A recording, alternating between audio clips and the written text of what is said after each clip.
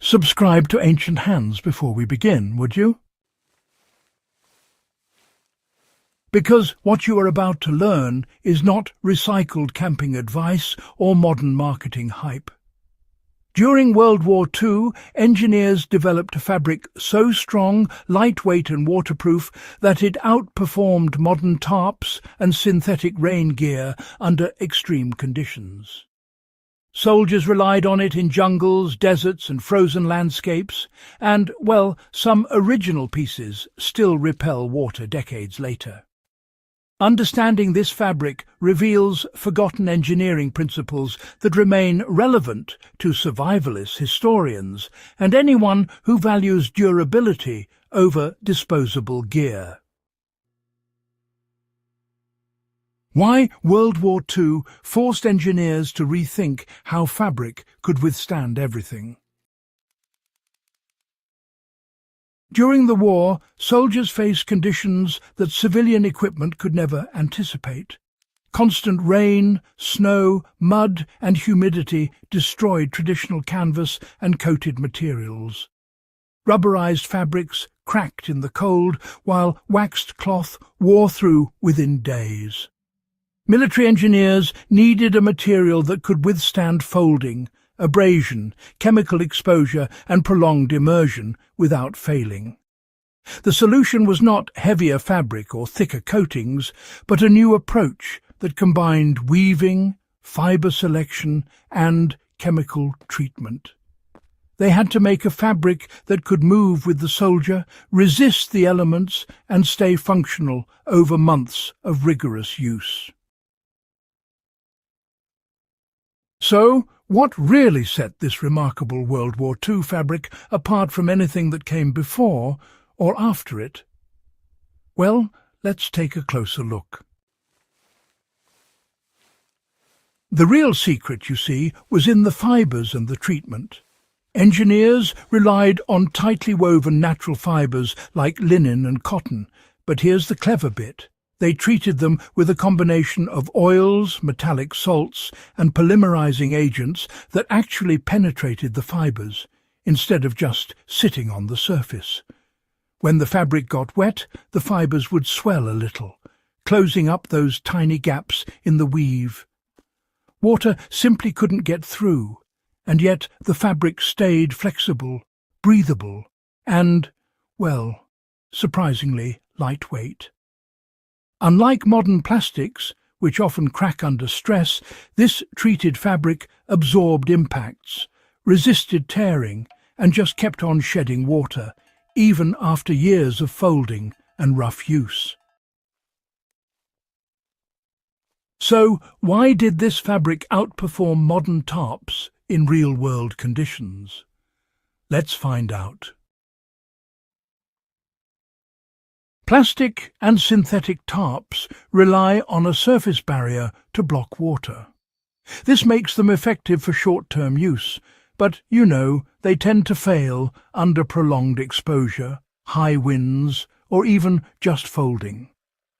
Condensation trapped under these tarps often soaks gear, despite the waterproof shell. The World War II fabric worked differently. Its water resistance was structural, meaning that even when folded, stretched or punctured, the fibres themselves repelled moisture. Soldiers could use it as shelter halves, ponchos and pack covers, and, well, the fabric would still function after repeated use. How soldiers applied the fabric in the field and why it mattered. Shelter halves were the most common application. Two pieces could be buttoned together to form a tent, laid over gear as a cover, or worn as a makeshift poncho. The versatility of the fabric meant that a single item could serve multiple functions, reducing load and conserving resources. In practice, this allowed soldiers to remain dry in extreme weather without carrying extra tarps or waterproof gear. For modern survivalists, this principle can be applied by using durable treated cloth for multipurpose shelter, equipment covers or protective clothing, minimizing dependence on specialized gear. Now, it's actually quite fascinating. Despite all our technological advances, modern engineers still struggle to replicate the remarkable durability of this fabric. You see, the combination of fibre selection, weave density, and chemical penetration actually created a level of durability that, honestly, modern materials science finds rather difficult to duplicate. Synthetics, for example, often fail because they simply can't mimic the responsive swelling of natural fibres. Tarps tend to fail right at stress points, and while modern fabrics may repel water at first, they tend to degrade under repeated flexing. The secret to that World War II fabric's longevity was embedding the water resistance into the fibres themselves, rather than just relying on coatings. This principle, well, it remains underutilized in most modern outdoor gear, which often ends up prioritizing weight or convenience over true real-world durability. So let's talk about how you, as a modern user, can actually apply this knowledge in a practical way. First, select tightly woven natural fabrics such as linen, cotton duck or canvas. Next, treat them with a deep penetrating oil or resin solution, ensuring the fibres themselves absorb the protective agent rather than simply coating the surface. Allow the fabric to cure fully, which can take several days depending on the treatment. Once cured, the fabric can be used in multiple ways: as a tarp, shelter half, pack cover or clothing reinforcement.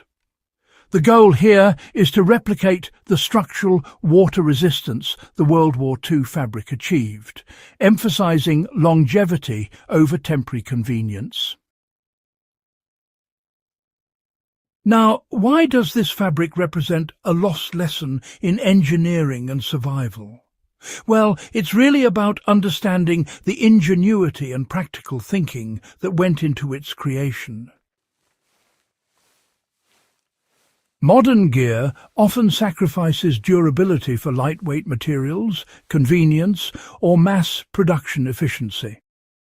The World War II fabric demonstrates that a well-designed, treated natural material can outperform modern synthetics in harsh conditions.